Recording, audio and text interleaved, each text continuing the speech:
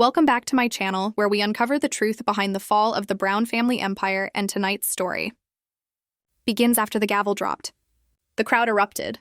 Cameras flashed like lightning. Robyn Brown broke down in uncontrollable sobs while Kody sat frozen, his eyes vacant, his world collapsing around him. When the judge's voice echoed through that courtroom, Kody and Robyn Brown are hereby ordered to pay $3 million in restitution to the Brown family estate. It wasn't just a verdict. It was an execution of the illusion they had built for over a decade. The so-called family of faith and forever had finally been stripped bare under the cold light of justice. Across the courtroom, Meri Brown sat silent, still, and impossibly composed. The woman Kody once called irrelevant, discarded, and forgotten was now watching his empire crumble, brick by deceitful brick. Cameras swarmed, reporters shouted questions. "Mrs. Brown, did you know about the secret mansion?" Meri didn't answer. She simply smoothed her jacket and whispered, "Truth has a way of finding its voice." That one line sent shockwaves through the entire courthouse. Outside, rain poured as Robyn's mascara streaked down her face, her tears blending with the storm. Kody stormed down the marble hallway, fists clenched, veins pulsing. "They think they can kill me with lies," he growled. Robyn's trembling voice followed him. "Kody, please, let's just go." But he yanked his arm away. "No, Robyn, she did this.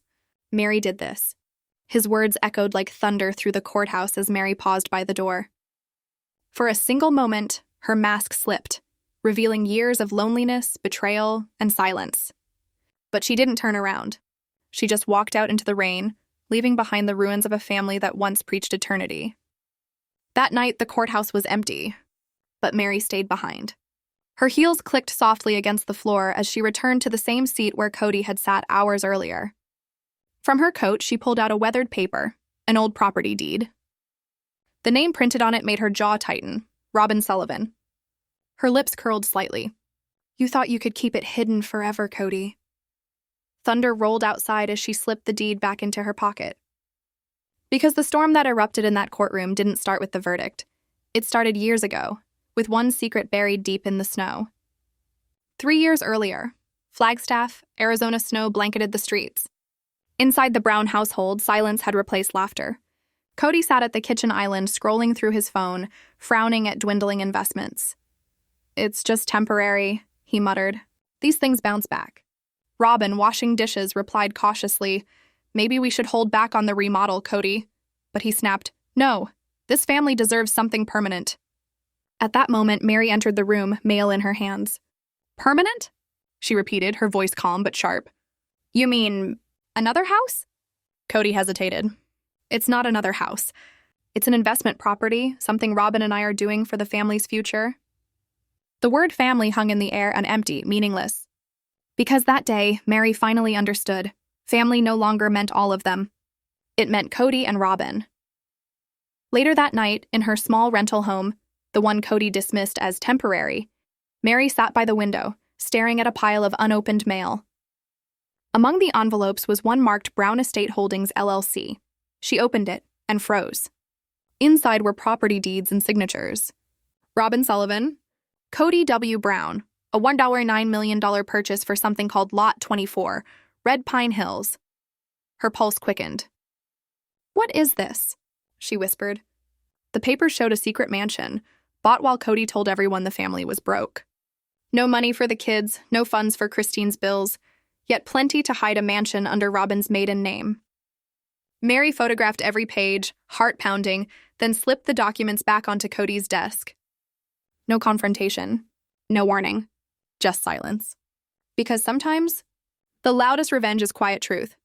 And 3 years later, when that gavel fell and Kody and Robyn's empire shattered, it wasn't coincidence. It was Meri's silent evidence finally speaking for itself. The camera fades to black, leaving only the echo of her words. "You wanted forever, Kody. I gave you the truth instead." Truth instead. Tonight's story picks up in the quiet aftermath of loyalty's final fracture, when Janelle Brown began to step away, quietly but decisively. She spent her days with her adult children, finding peace in their laughter and independence. And as her connection to Kody faded, one woman's grip only tightened: Robyn.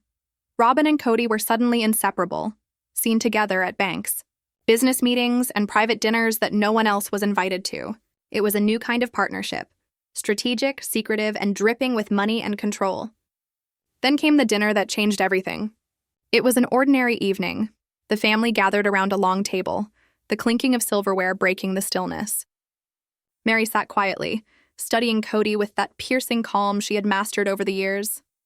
Then, with the gentlest edge in her voice, she asked, "So, Kody, how's the property deal coming along?" Kody froze mid-bite, eyes flicking up from his plate. "What property deal?" he asked, feigning ignorance. Meri's tone was steady, measured. "The one under the LLC, the one you signed with Robyn." The entire room went silent. Even the children stopped eating.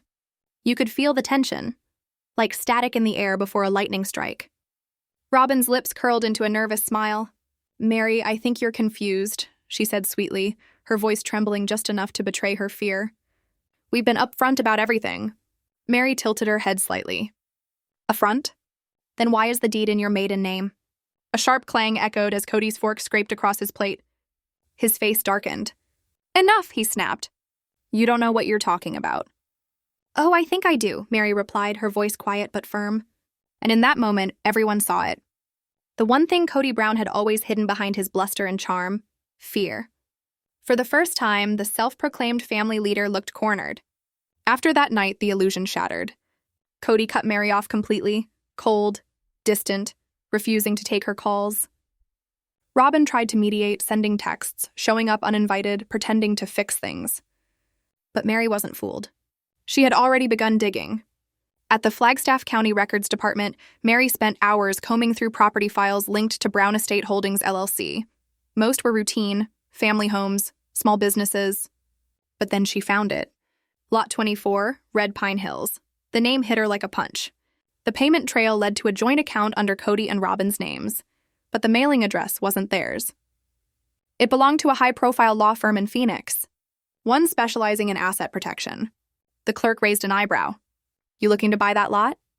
Meri smiled faintly. "No," she said. "I think I already did." That's when it clicked. This wasn't a mistake or an oversight. It was a plan, a calculated betrayal disguised as family business. That night, Meri sat in her car outside the Phoenix law office, rain streaking down her windshield. She didn't know exactly what she'd find next, but she knew one thing for sure. Kody had underestimated her for the last time. Her phone buzzed, a text from Christine. "He's losing control, Meri. Watch yourself." Robyn's covering for him again. Meri stared at the message for a long moment as thunder rolled in the distance. "He built everything on secrets," she whispered. But secrets don't last forever. She started her engine and drove off into the storm, headlights slicing through the rain, never noticing the dark SUV parked a few spaces behind her. Inside sat Robyn, hands trembling on the wheel, eyes filled with guilt and terror. Because she knew, if Meri kept digging, she'd uncover the one secret Kody swore her to protect, the secret that could burn their entire empire to the ground. The next morning, Meri woke before dawn. The desert sky was still ink black, pricked with stars. Her heart pounded with a strange clarity, the kind that comes right before everything changes. She made coffee, black, bitter, the way she drank it after nights filled with tears and sleepless anger. On her kitchen table lay a spread of documents from the county office, maps, property records, signatures, and right in the center, a deed labeled Red Pine Hills Residence. A name she hadn't seen in years stared back at her. Sullivan, Robyn's maiden name. And beneath it, Kody W. Brown. Meri traced her finger over the signature, her voice barely a whisper. "You really thought I wouldn't find this, Kody?" She packed the documents into a folder, grabbed her keys, and drove into the pale dawn. The desert slowly shifted from darkness to gold as the sun rose behind her. She thought of old road trips, laughter, the kids asleep in the back seat, memories that once meant home. Now they just haunted her. By the time she reached Red Pine Hills, the sky had turned a fierce amber. The gated community stood silent and perfect, wealth wrapped in walls.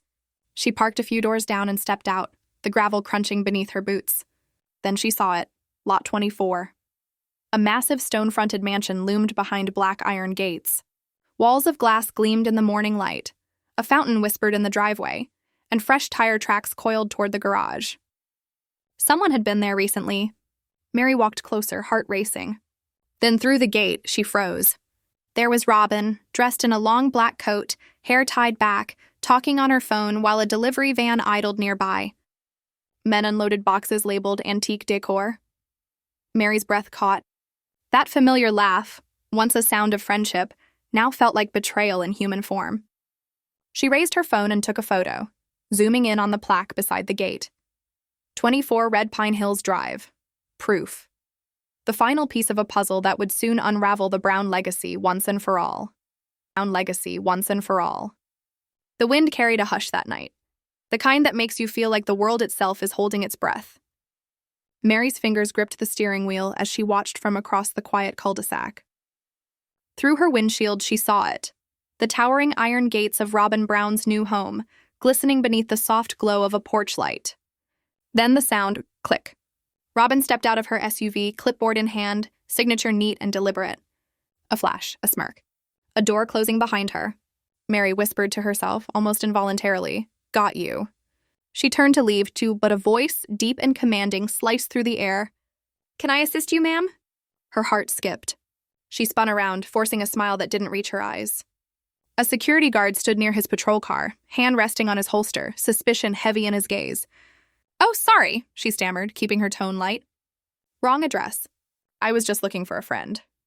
The guard didn't move, didn't blink. He simply nodded, slow and skeptical, as she retreated to her car. Inside, her breath came ragged. Her hands trembled on the key. But there it was, the truth she had dreaded and somehow already known. The mansion was real. Robyn was real, and Kody had hidden it all from her. As she drove away, tears blurred the headlights ahead. "All those years," she whispered through clenched teeth. "All those lies." It was never about the money. It was about the trust, the one thing Kody swore would never shatter. That night, the papers lay sprawled before her on the living room table. Receipts, records, land deeds. The purchase had been made a year after Christine's departure, right when Kody claimed the family was downsizing. Downsizing? No, this wasn't downsizing. This was ascension, their ascension. A secret mansion. A secret life. A betrayal built brick by brick. Meri's fingers hovered over her phone before dialing. "Janelle." It rang twice. A tired voice finally answered. "Hey, Mer, what's up?" "You sound off." Meri inhaled. "You remember when Kody said he was investing in family housing?" "Yeah. I think I figured out what that actually means." A pause. Then Janelle's voice, weary but sharp. "Oh no, what did he do now?" Meri's voice dropped, steady and cold. "He bought a mansion, Janelle. In Robyn's maiden name." Silence. Then, "You're serious?" "Dead serious. I saw her today." Another long pause. Only the static of the line between them. Janelle finally exhaled. "Meri, if you've got proof, that's dangerous. You need to be careful." Meri's voice hardened. "It's not dangerous for me anymore, Janelle. It's dangerous for them. Because when a woman who's been silent for decades finally speaks, her voice can move mountains." A week later, she returned, this time under the cover of night. The mansion rose like a ghost among the trees, its windows glowing like watchful eyes. She parked deep off the road, pulled her scarf tighter, and crept through the forest's shadow. From the hill, she could see everything. Inside, Robyn sat at the dining table, scrolling through her phone. Then, a tall figure walked behind her. Broad shoulders. Familiar stance. Meri's breath caught. Kody. He wasn't away on business. He wasn't visiting the kids. He was home. Anger surged in her chest. Not just betrayal, but humiliation. Years of loyalty twisted into deceit. Her hand shook as she raised her phone. The red recording light blinked. She zoomed in, capturing the house, the chandelier, Robyn's silhouette, and the man behind her. "You wanted forever with her," she whispered. "Now forever is going to cost you." And for the first time in years, Meri smiled. Not out of joy, but justice. By morning, she had uploaded the footage to a private drive, printed every document, every timestamp. She sealed them inside a manila envelope labeled simply, "Insurance." She didn't know when she would use it, only that she would. Because one day, the truth would need a voice. Rain battered the windows of Kody's Flagstaff home like fists demanding entry. The fire crackled behind him, the same fireplace where he had once promised Meri eternal trust. Now she stood before it, folder clutched to her chest. Kody's face was crimson, fury twisting every line. "You think spying on your own family makes you righteous?" Spying? Her tone was cool. I call it finding the truth. Robyn sobbed quietly on the couch, tissue shredded between trembling hands. Meri, please. You don't understand what you're doing. Meri turned, gaze sharp as glass. I understand perfectly. She placed the folder on the coffee table. Thud. The sound cracked the air like a gunshot. What's that? Kody demanded. Proof, she said simply. Every lie you've told for the last 3 years. For once, he said nothing. The king of control stood frozen before the woman he'd tried to break. When he finally opened the folder, his hands trembled. Photographs spilled out. The mansion, the bills, Robyn's signature, the footage. His face paled. You were tailing us? He growled. No, Meri said, voice steady. I was observing you. There's a difference. Robyn sobbed harder. The house was for the family. Meri cut her off. Then whose name is on the deed, Robyn? Yours. Her voice cracked, emotion bleeding through composure. You told us there wasn't enough for Christmas. You told Janelle to tighten her budget. You told Christine her daughter's surgery had to wait. And all that time you were signing checks for this? Kody slammed his hand on the table. You don't know what it takes to build something that lasts. Meri stared at him, tears gathering but voice unwavering. No, Kody, you don't know what it takes to make it honest. Silence.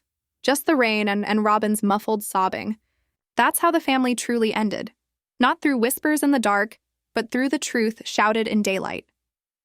Later that night, Meri sat in her car, the argument replaying in her head like static. Her phone buzzed, a message from Kody. You'll regret this. She stared at the screen, then whispered through tears. I already did. For 4 years. Delete, weeks passed. The family chat went silent. Christine sent a heart emoji. Janelle texted, you okay? Even those small gestures felt like anchors in a storm. But the storm had spread. Local reporters started sniffing around. Rumors of Brown holdings and a secret Flagstaff estate. No one knew who leaked the proof. Kody blamed Meri. Robyn begged him to calm down, but his fury only deepened. One night, his truck tires crunched over gravel outside Meri's cabin. He pounded on the door. You think this ends here? You think a few papers can destroy me? Meri opened the door halfway, chain still locked. Her voice calm. It's not about destroying you, Kody. It's about ending the deception. You're ruining our reputation. He spat. No, she said softly. You did that when you chose her over all of us. For a heartbeat, his rage faltered. Then it returned. He stormed off into the night, leaving only tire tracks and silence behind. Days later, Meri sat across from a lawyer in a dimly lit office. He flipped through the documents slowly, his face hardening. Mrs. Brown, he said gravely, this isn't just family drama. This is fraud. Forged signatures, misused funds. If this goes to court, it's criminal. Meri nodded. I know. And if you testify, it'll ruin them. Her voice was steady. Then let it. He closed the folder. All right. We'll begin the filing. Meri rose. I'll do what I should have done years ago. Outside, snow began to fall, soft flakes dissolving on her coat. For the first time in years, she didn't feel cold. Because there is a strange warmth in truth, even as it burns everything else to ashes. Meanwhile, in the Red Pine Hills mansion, Robyn sat before the fireplace, scrolling headlines. Brown holdings under legal scrutiny. Anonymous source provides evidence of fraud. Kody paced behind her, rage echoing in every step. She's doing this to hurt me. Robyn's voice broke. No, Kody, she's doing this because you hurt her. He turned, chest heaving. Don't defend her. After all we gave her, Robyn finally shouted back through tears. We didn't give, Kody, we took! He froze, no words. Just the weight of a truth too late to fix.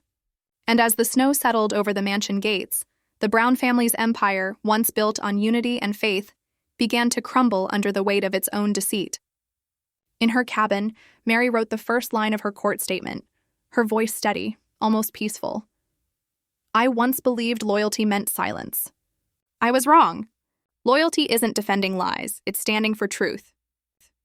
The courtroom smelled of damp paper, old wood, and something heavier, the weight of consequence. Outside, flashes from cameras cracked like lightning against the rain. Reporters swarmed the steps, their microphones trembling with anticipation. Inside, every seat was filled, neighbors, former church members, ex-fans, all there to witness the unthinkable, the final trial of Kody and Robyn Brown. Kody entered first, chin high but eyes hollow, the face of a man who once commanded devotion, now drowning in disgrace. Robyn followed, clutching a Bible to her chest like a shield. Meri entered last, calm, centered, her heels clicking across marble floors like a metronome counting down the Empire's last seconds. The judge cleared his throat. Case number 4527. Brown Estate Holdings versus Kody Brown and Robyn Sullivan Brown. Charges include fraudulent transfers, concealment of marital assets, and breach of fiduciary duty. Gasps rippled through the gallery. The same man who once preached unity and faith now stood accused of betrayal and deceit. Kody's lawyer, slick, rehearsed, his suit worth more than most people's cars, stood with feigned confidence. Your Honor, my clients are victims of miscommunication, not malice. These are family matters twisted into accusations. But across the room, Meri's attorney opened a thick binder and spoke softly. Then let the evidence speak for itself. And in that moment, the courtroom changed. It was no longer about the law, it was about confession. Janelle took the stand first. Her voice trembled as she recounted unpaid taxes, lost savings, and years of deception. Then Christine, her eyes wet with betrayal. He told us we couldn't afford my daughter's surgery, she said quietly. But now we know where the money went. The gallery fell silent. Every word was a blade. Then came the accountant, a mild, nervous man with round glasses who clicked a file onto the court screen. Wire transfers, timestamps, and a signature that made the room gasp, Robyn's maiden name next to Kody's. The amount? $3 million. Robyn's trembling hand covered her mouth. Kody whispered violently to his lawyer, his composure cracking. The judge slammed his gavel once. Order! But there was no order anymore. Not in this family, not in this empire. Outside during recess, the media frenzy was electric. Cameras followed Meri like hounds. Meri, is this revenge? A reporter shouted. She paused, met his gaze, and said softly, No, it's the truth. In the courthouse bathroom, Meri stared at her reflection. Older, stronger, unbreakable. She whispered a prayer, wiped her tears, and walked back out to face the next storm. When Robyn took the stand, her voice was fractured. We never meant to hide anything. Kody said it was temporary, to protect the family. But the prosecutor stepped forward. Mrs. Brown, is this your signature on the property delivery forms? Yes. And did you testify that the house was unoccupied? That's what Kody told me to say. The courtroom gasped. Robyn's eyes widened, not just with guilt, but realization. The man she protected was now letting her fall. Then it was Kody's turn. He spoke with the rehearsed charisma of a fallen preacher. I led this family with faith. I sacrificed for them. I misunderstood. But cross-examination cut through the illusion like a blade. Mr. Brown, did you sign these deeds in your legal name? Yes. Did you inform your wives? No, but they knew our structure. Then why use a false address under your wife's maiden name? Kody's voice faltered. It was strategic. The lawyer smirked. Strategic dishonesty or strategic fraud. The room gasped again. Even the bailiff's eyes flicked up. Kody turned toward Meri, venom in his gaze. You're enjoying this, aren't you? But she didn't answer. Her silence was its own verdict. Finally, Meri took the stand. The room held its breath. Her voice was steady, quiet, powerful. 3 years ago, I found a deed in Robyn's maiden name, signed by Kody. I didn't want to believe it. I wanted to think the man I married was still honest. Every word carried years of heartbreak, every sentence a decade of denial. Why now? The attorney asked. Because truth needs light, she whispered. And silence makes you complicit. The judge's pen froze mid-note. Even Kody lowered his eyes. The courtroom wasn't breathing anymore. It was listening. When court recessed, the sun was setting, gold spilling through the courthouse windows like divine judgment. Robyn left in tears. Kody refused to comment. Meri walked out quietly, her attorney whispering, You did incredible. She smiled faintly. It wasn't incredible. It was necessary. And as the door closed behind her, she whispered, Tomorrow everything changes. The next morning, the courthouse was electric. Reporters pressed against the glass. Inside, the air felt heavy, sacred, final. The judge cleared his throat. After reviewing all evidence, including the testimony of Meri Brown and the defendants Kody and Robyn Brown, the court finds that the defendants intentionally concealed assets totaling $3 million through fraudulent transfers and misrepresentation. A collective gasp erupted. Robyn covered her mouth. Kody's head fell into his hands. Restitution is hereby ordered in the amount of $3 million to the Brown family estate. Additional penalties to follow. The gavel fell once, final, irreversible. Meri closed her eyes. The sound echoed through her chest like freedom. For the first time in years, she felt the weight lift. Because in the end, as she would later write in her journal, loyalty isn't silence. It's fighting for the truth, even if you fight alone. And as snow began to fall outside the courthouse, the empire of the Browns, once built on faith, fame, and deception, finally began to crumble under the only thing strong enough to destroy it: the truth. Destroy it. The truth. And with that single note, a 2-decade dynasty of faith and family collapsed into silence. Reporters rushed forward, shouting questions, cameras flashing like lightning, but the judge's gavel struck once, silencing them all. Kody sat frozen, as if glued to his chair. Robyn wept quietly, her fingers clutching his arm. And Meri rose. She did not smile. She did not cry. She simply nodded, not to the judge, not to the cameras, but to herself. Promise fulfilled. As she turned to leave, Kody's voice ripped through the courtroom air. You think you've won, Meri? You've destroyed everything. She froze, her back to him. No, Kody, she whispered. You destroyed it the moment you forgot what family was. And with that, she walked away before he could speak again. Outside, chaos exploded. Flashes, microphones, a storm of questions.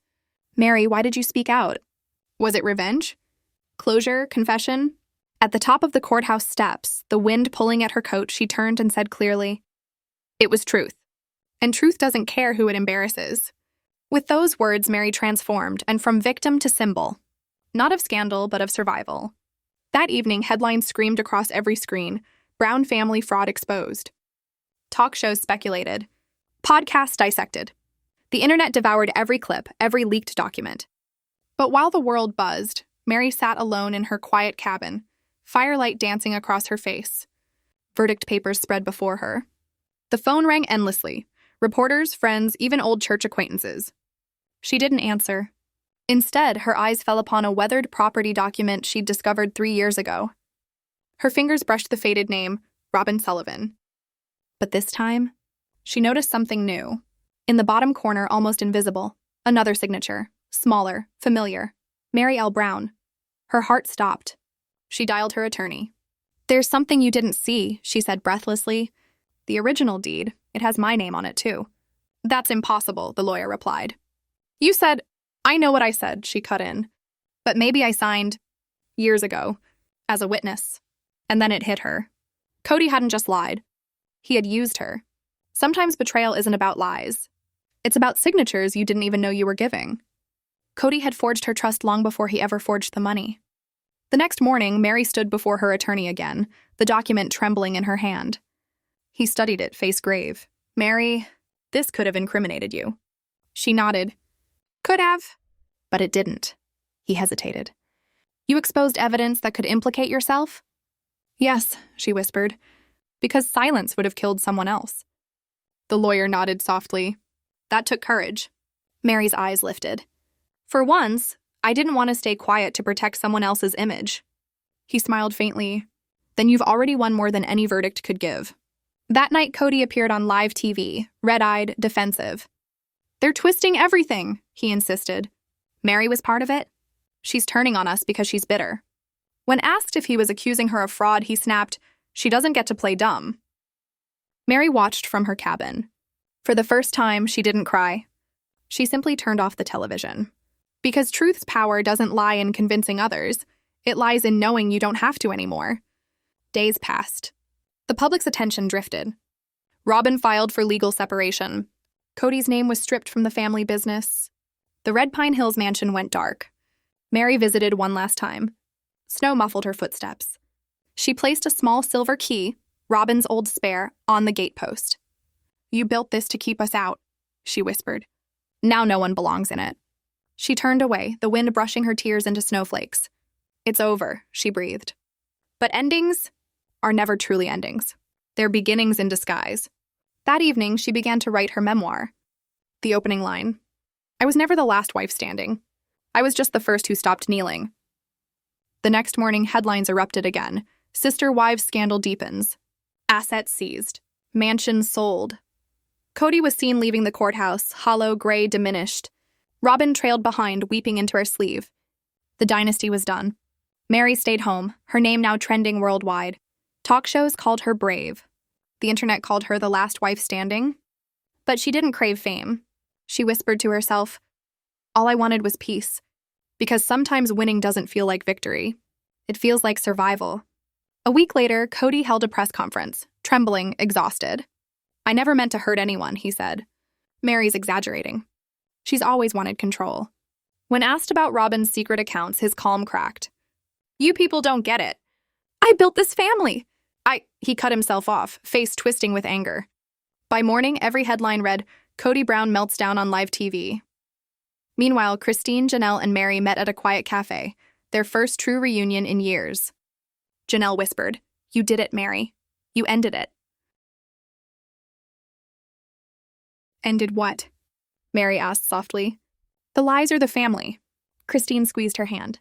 Both had to die for something new to begin. They sat for hours, laughing, remembering, healing. For the first time, freedom didn't sound frightening. It sounded earned. While Meri rebuilt her peace, Kody unraveled. Alone in a dark apartment, blinds drawn, faith shaken, he watched the empire he built crumble one brick at a time. Robyn, desperate, sent Meri a single message. "You got what you wanted. Please stop." Meri replied only once. "What I wanted was truth. You helped him hide it." Robyn never answered again. The Red Pine Hills mansion emptied out, frozen fountain glistening under gray skies. Kody stood alone, watching movers haul away the last of his legacy. He whispered, "I thought this house would save us." But it hadn't saved anyone. It had buried them all. A month later, Meri sat across from a documentary producer, hesitant. "Do I really want to relive it all?" The producer smiled gently. "You've already lived it. Now you claim it." The cameras rolled. Meri spoke softly, but every word struck like lightning. "I stayed silent because I thought love meant endurance. But love without integrity isn't love. It's loyalty to suffering." The room fell silent. Crew members wiped their eyes. It wasn't performance. It was truth. After filming, Meri stepped outside, air sharp and clean. Because closure isn't a door that slams behind you. It's a window opening to light you never thought you'd see again. Across town, Kody sat in a cheap motel, watching that same interview. When she said, "I was the first one who stopped kneeling," he flinched. "You were supposed to be my forever," he whispered. But forever had left him behind. The screen faded black. Meri's voice echoed faintly, "Truth costs less than lies." Snow fell gently over the empty mansion. And somewhere, Meri drove away into the mountains, no longer the first wife, but the last one standing. At the lake's edge, she stood watching her reflection shimmer beneath a pale sky. Her phone buzzed. The last wife standing, trending #1 worldwide. She smiled. Even peace has a headline now. But this wasn't fame. This was freedom, finally dressed as itself. Later that night, a young producer asked her gently, "If you could turn back time, before Kody, before the show, would you do it all again?" Meri thought long and hard, then nodded. "Yes, because pain teaches what comfort never will. I lost everything, but I found myself." She lifted her mug, toasting softly. To survival. Because sometimes strength isn't what you hold on to. It's what you finally let go of. Weeks later, her memoir hit shelves. The Last Wife Standing, a true story. She signed each copy. "To anyone who's ever been silenced, speak anyway." Meri L. Brown. Because some signatures destroy you. And others set you free. As night fell over her cabin, she opened one last letter. It was from Kody. It read, "Meri, I don't expect forgiveness. I just want you to know you were never the enemy. You were the warning I wouldn't listen to." Meri smiled softly. That's the closest he'll ever get to sorry. And somehow, that's enough. Her final words that night were written in her journal. "They thought I was the wife left behind. But I was the one who finally stood up." The flames dimmed. The snow shimmered. And for the first time in decades, Meri Brown was free.